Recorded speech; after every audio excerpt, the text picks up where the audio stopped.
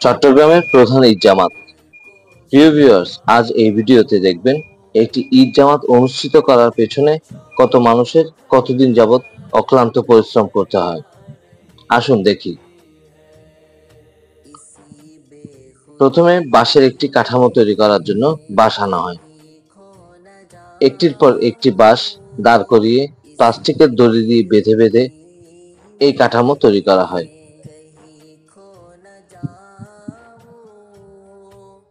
মূলত এটিই প্রধান কাজ। বলে রাখি, ঈদের প্রায় 22 দিন আগে থেকে শুরু হয়ে যায় এই কাজ। রোজা শুরু হওয়ার ঠিক পরপরই শুরু হয় এই কাজ।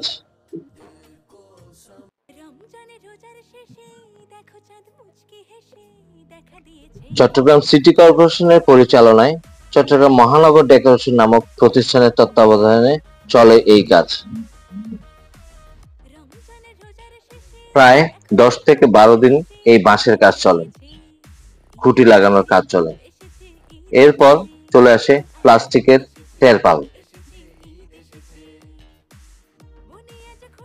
শুরু হয় ছাদ বানানোর কাজ। তেরপালগুলোকে বাঁশের উপর বিছিয়ে টান টান করে বাঁধা হয়।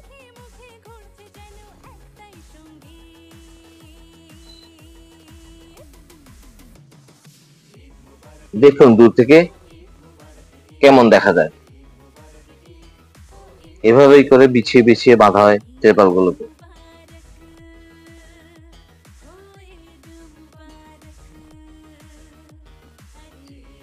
এক ফাঁকে চলে আসে পর্দা। পর্দার কাজও শুরু হয়ে যায় এর মধ্যেই।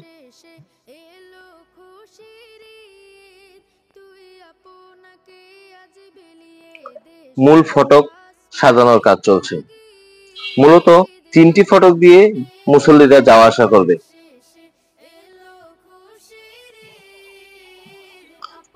পর্দার কাজ চলতে চলতে দেখতে দেখতেই চলে এলো জুমাতুল বিদার দিন।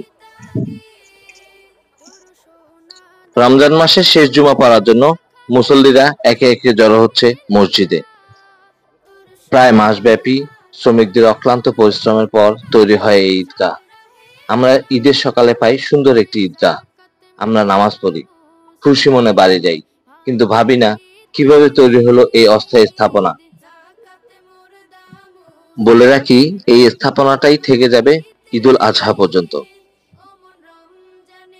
দেখতে দেখতে চলে এলো ঈদের দিন। আমরা সবাই চলে এসেছি ঈদগাহে নামাজ পড়ার জন্য। সবাইকে ঈদ মোবারক। শুরু হয়ে যাবে কিছুক্ষণ পরে ঈদের জামাত। সবাই ভালো থাকবেন, সুন্দর থাকবেন। ঈদের শুভেচ্ছা। ঈদ মোবারক।